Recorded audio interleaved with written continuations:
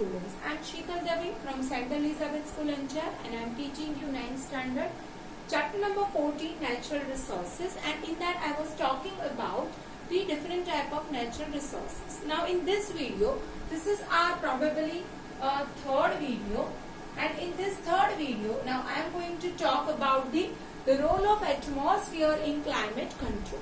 Now in the previous videos we had seen how the air is important for different purposes. Now how this air is important to control our climatic conditions. So first of all, what is this? What is the air? So we know that air is a combination of different type of gases. Why this air is important?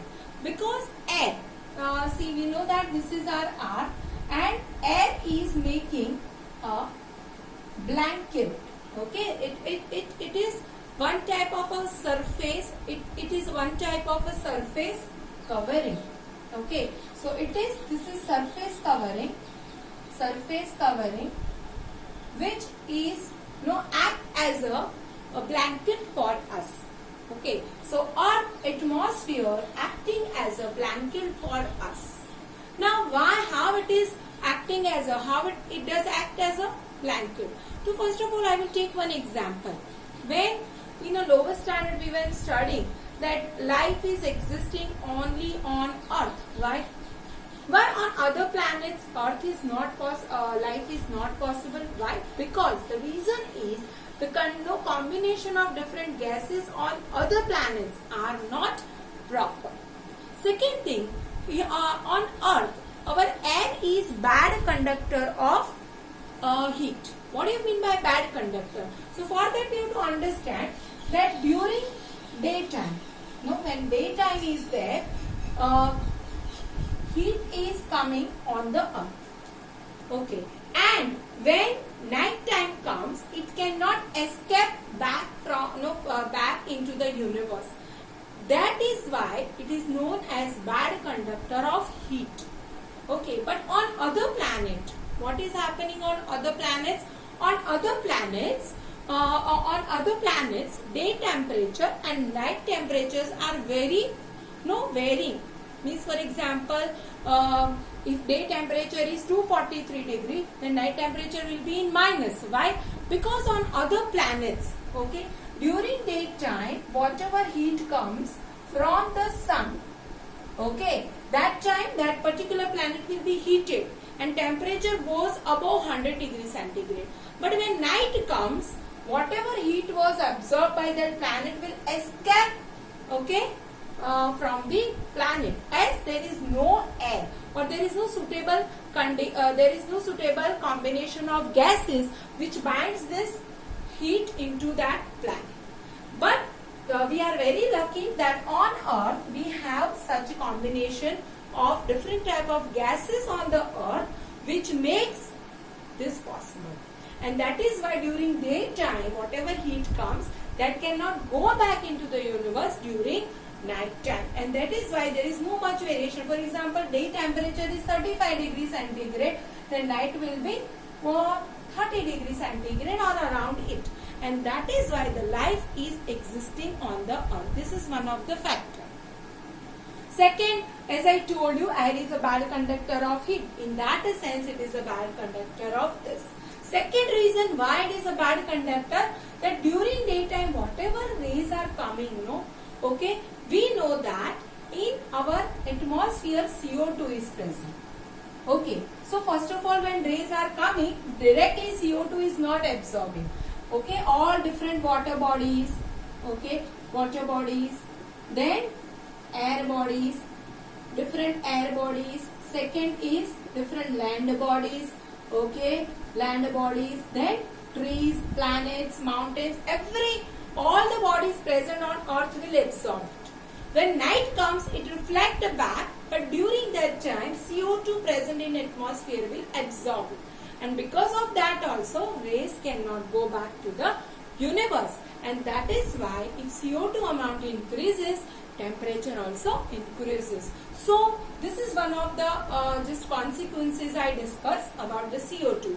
But the main is our air is bad conductor of heat. That is why it helps us to maintain the temperature difference in a good sense for us. Okay. Now on the page number 190, one activity is given, but that activity I just turn in my sense. In the book given that we have to take 3 bottles. Okay.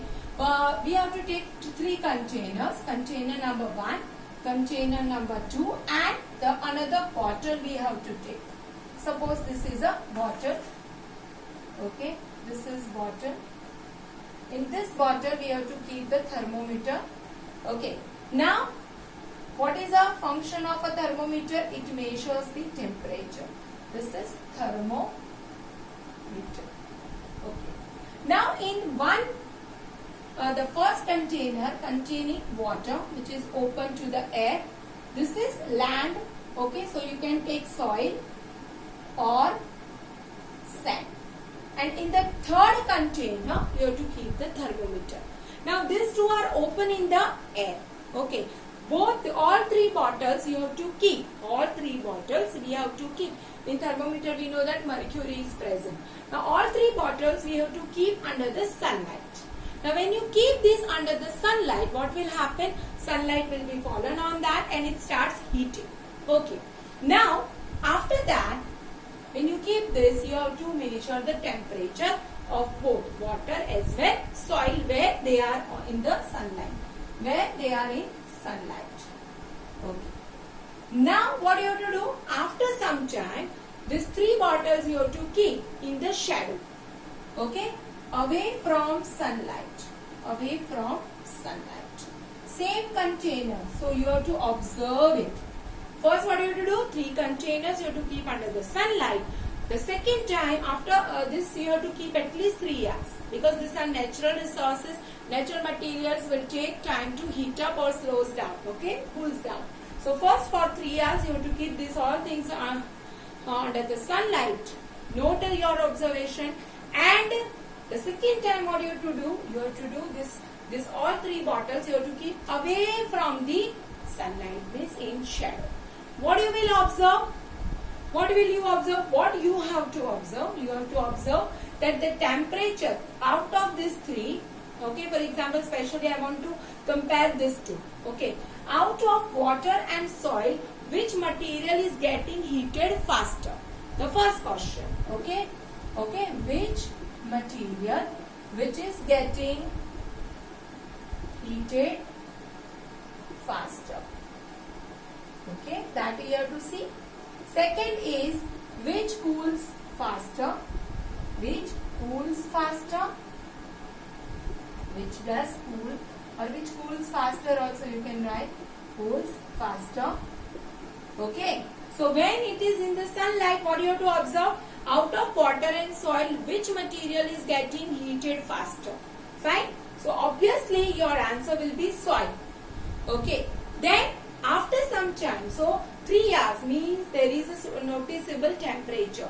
Water is getting heated slower, whereas soil compared to water is getting heated fast. Now what you have to do? You have to keep this away from sunlight. Okay, so when you keep away, now already soil and water are heated. When you remove it from the sunlight, what will you observe? That slowly it cools down. So what you have to notice? You have to notice that which material is getting cooler faster. That also you have to notice.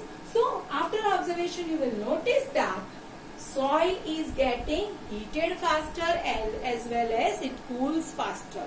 When compared to the soil, water is getting heated faster also and it gets cool also faster. Okay, and therefore our major portion of earth is water. Why? That we'll see in the next video.